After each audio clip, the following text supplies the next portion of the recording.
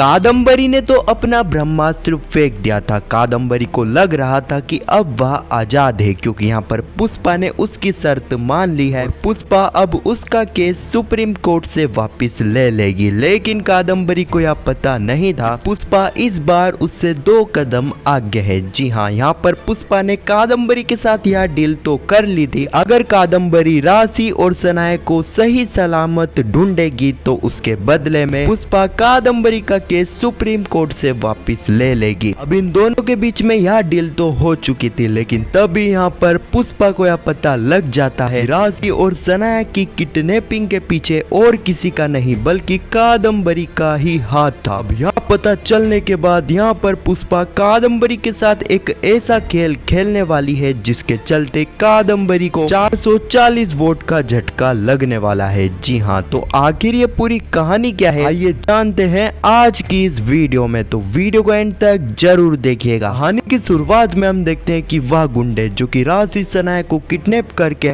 कमरे में लॉक कर देते हैं, लेकिन उसी दौरान हम देखते हैं कि यहाँ पर राशि को लेबल पेन स्टार्ट हो जाता है। राशि का पेन धीरे धीरे इतना ज्यादा बढ़ रहा था जिसके चलते राशि से सहन ही नहीं हो रहा था। इस वक्त तक सनाया राशि के लिए मदद मांगती है, चिल्लाती है, लेकिन इस वक्त तक सनाया की आवाज सुनने वाला वहाँ पर कोई भी नहीं था। अगले ही पल हम देखते हैं कि चिराग और पुष्पा को इस वक्त तक पता लग चुका था कि यहाँ पर सनाया और राशि के साथ कुछ बुरा हो चुका है। दूसरे ही तरफ हम देखते हैं कि उन गुंडों ने राशि और सनाया की वीडियो कादम्बरी को भी सेंड कर दी थी। इस वक्त तक सभी चोल वाले भी इकट्ठे हो चुके थे और यहाँ पर सभी का पहला शक कादम्बरी के ऊपर ही जाता है। पुष्पा कादम्बरी के पास जाती है, उसे कहती है कादम्बरी चुपचाप बता दो कि राशि सनाया कहाँ है, मुझे अच्छे से पता है कि इस चीज के पीछे तुम्हारा ही हाथ है। कादम्बरी कहती है पुष्पा यह इल्जाम मेरे ऊपर मत लगाना, क्योंकि मैं इतनी गिरी हुई भी नहीं हूँ कि मैं तुम्हारी प्रेग्नेंट बेटी का अपहरण करवाऊंगी। उल्टा तो मुझे जैसे ही इस बारे में पता चला तो मैंने उन दोनों को ढूंढने के लिए काफी जगह पर कॉल करा। इसी वक्त वहाँ पर दिलीप आ जाता है। पुष्पा कहती है दिलीप राशि और सनाया कहाँ पर चले गए हैं और मुझे पता है कि इसके पीछे कादम्बरी का ही हाथ है। तू कादम्बरी के साथ है तो तू किसी भी तरह यह पता कर कि यह दोनों को कादम्बरी ने कहाँ रखा है। यही सवाल कादम्बरी से पूछता है, लेकिन इस बार भी कादम्बरी यही जवाब देती है कि मुझे नहीं पता, यह घिनौना काम मैंने नहीं करवाया है। अब यह सब कुछ चल ही रहा था तब यहाँ पर पुष्पा के पास किडनैपर का कॉल आता है। किडनैपर कहते हैं पुष्पा तुम्हारी बहू सनाया और तुम्हारी प्रेग्नेंट बेटी राशि हमारे कब्जे में है, दोनों को सही सलामत देखना चाहती हो तो जल्द से जल्द 70 लाख रुपए का इंतजाम करो। पुष्पा कहती है कि हम कैसे मान ले कि राशि और सनाया तुम्हारे ही कब्जे में। तभी हम देखते हैं कि वह किडनैपर इसी कॉल को राशि और सनाया के पास ले जाते हैं। अब इस वक्त तक तो राशि अपने लेबल पेन की वजह से चिल्ला रही थी, चीख रही थी। राशि पुष्पा से यही रिक्वेस्ट कर रही थी कि वह किसी भी तरह उसे बचा ले। राशि की बातें सुनने के बाद यहाँ पर पुष्पा के पांव तले जमीन खिसक जाती है। पुष्पा को पता था कि अगर उसने जल्द से जल्द राशि को नहीं बचाया तो यहाँ पर बड़ा हादसा भी हो सकता है। यहाँ पर चिराग अपने पुलिस के कांटेक्ट में इन दोनों को ढूंढने की पूरी कोशिश करता है। दूसरी तरफ हम देखते हैं कि यहाँ पर राशि का लेबल पेन हद से ज्यादा बढ़ रहा था। सनाया राशि की मदद करने की पूरी कोशिश करती है। सनाया राशि से पहले अपने हाथ की रस्सी खुलवाती है। चारों ही तरफ यहाँ पर सनाया रास्ता ढूंढती है, लेकिन यहाँ पर कोई सा भी रास्ता सनाया को नजर नहीं आ रहा था। अगले ही पल हम देखते हैं कि राशि की इस हालत को देखकर यहाँ पर पुष्पा फिर से कादम्बरी को कहती है कादम्बरी मैं तुम्हें लास्ट वार्निंग देती हूँ, मुझे पता है कि इन सारी ही चीजों के पीछे तुम्हारा ही हाथ है। अब यहाँ पर दिलीप पुष्पा को कहता है नहीं पुष्पा, इस बार कादम्बरी का हाथ नहीं है, बल्कि यह सब कुछ तुम्हारे पुराने दुश्मन ने करा है जिसे तुमने जेल भेजा था। जहाँ से राशि और सनाया गायब हुए थे वहाँ पर मैंने जाकर छानबीन करी और वहीं पर मुझे अब पता चला कि इन सारी चीजों के पीछे तुम्हारे पुराने दुश्मन का ही हाथ है। कहती है कादम्बरी माना कि यह अपहरण तुमने नहीं करा है, लेकिन तुम्हारे कॉन्टेक्ट से तुम हमारी मदद तो कर सकती हो। प्लीज एक माह के लिए मेरी मदद कर दो, किसी भी तरह राशि और सनाया को ढूंढ लो। कादम्बरी ठहरी तो कादम्बरी कहती है पुष्पा मैं तुम्हारी मदद करने के लिए तैयार हूँ, लेकिन उसके बदले में मेरी शर्त माननी होगी। मैं तुम्हारा काम जैसे ही करूंगी तो तुम्हें मेरा केस सुप्रीम कोर्ट से वापस लेना होगा। इस वक्त तक यहाँ पर पुष्पा के पास कोई सा भी ऑप्शन नहीं बचा था। अगर यहाँ पर पुष्पा को राशि की जिंदगी बचानी है तो उसे कादम्बरी की ही मदद लेनी होगी, जिसके चलते हम देखते हैं कि पुष्पा जो कि यहाँ पर कादम्बरी की डील को मान लेती है। यानी कि अगर यहाँ पर कादम्बरी राशि और सनाया को सही सलामत ढूंढ लेती है तो उसके बदले में पुष्पा कादम्बरी का केस सुप्रीम कोर्ट से वापस ले लेगी। दूसरे की तरफ हम देखते हैं कि यहाँ पर राशि जो कि सनाया को कहती है, सनाया अब तुझे ही मेरी डिलीवरी करनी होगी। सुनकर तो सनाया घबरा जाती है, लेकिन सनाया के अलावा कोई भी ऑप्शन नहीं था या रिस्क लेने के अलावा। अभी हम देखते हैं कि सनाया जो कि यहाँ पर उन गुंडों से रिक्वेस्ट करती है कि वह एक फोन का जुगाड़ करे, जिसके चलते वह फोन में देखकर राशि की डिलीवरी कर दे, जिससे वह गुंडे भी बच जाएंगे और राशि की जिंदगी भी। दूसरे ही तरफ हम देखते हैं कि शर्त के मुताबिक यहाँ पर कादम्बरी राशि और सनाया को ढूंढने के लिए काफी जगह कॉल करती है। दूसरी ही तरफ यहाँ पर सभी चोल वालों ने सनाया और राशि को बचाने के लिए 70 लाख रुपए का इंतजाम कर लिया था। इस बारे में पुष्पा उन गुंडों को भी बता देती है और गुंडे यहाँ पर पुष्पा को एक लोकेशन भी भेज देते हैं।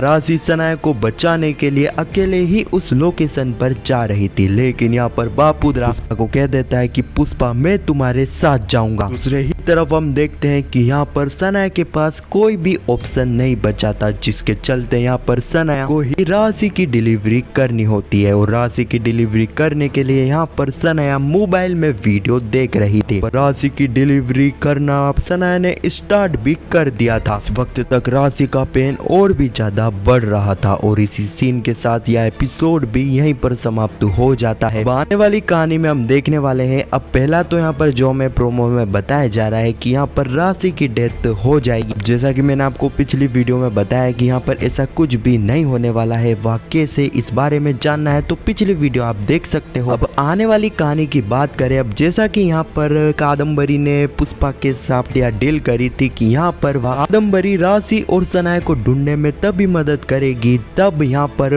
पुष्पा वादा करेगी कि वह कोर्ट से कादम्बरी का केस वापस ले लेगी और पुष्पा इस शर्त को भी मान लेती। लेकिन यहाँ पर पुष्पा को यह पता लग चुका है कि यह चीज कादम्बरी ने ही करवाई है। अब पहला तो पुष्पा को यह पहले से ही शक था और दूसरा पुष्पा को एक मैसेज भी आता है जिसमें लिखा था कि उसके पीछे उसके पुराने दुश्मन का हाथ नहीं है। और मैं आपको बता दूं कि वह मैसेज और किसी ने नहीं बल्कि दिलीप ने ही पुष्पा को भेजा है। जैसा कि यहाँ पर इन दोनों के बीच में डील हुई थी, लेकिन यह डील कुछ भी काम की नहीं रहेगी क्योंकि यहाँ पर कादम्बरी ने ही इन दोनों को किडनैप करवाया। अब इसी के दम पर हम देखने वाले हैं कि पुष्पा कादम्बरी को सलाखों के पीछे भी पहुंचाने वाली है। पहले तो यहाँ पर पुष्पा अपने केस को वापस नहीं लेगी, दूसरा जो कादम्बरी ने यहाँ पर सनाया और राशि को किडनैप कराने का जो घिनौना काम करा है, सारी ही चीजों के सबूत इकट्ठा करके यहाँ पर जो है पुष्पा का केस कादम्बरी के खिलाफ कोर्ट में और भी ज्यादा मजबूत बन जाएगा। तो आने वाले एपिसोड में यही कुछ कहानी हमें देखने को मिलेगी। खैर आपको यह वीडियो कैसी लगी कमेंट में जरूर बताना और पुष्पा इम्पॉसिबल के आने वाले एपिसोड की ऐसी वीडियो सबसे पहले देखने के लिए चैनल को सब्सक्राइब अवश्य करना। जब तक के लिए धन्यवाद।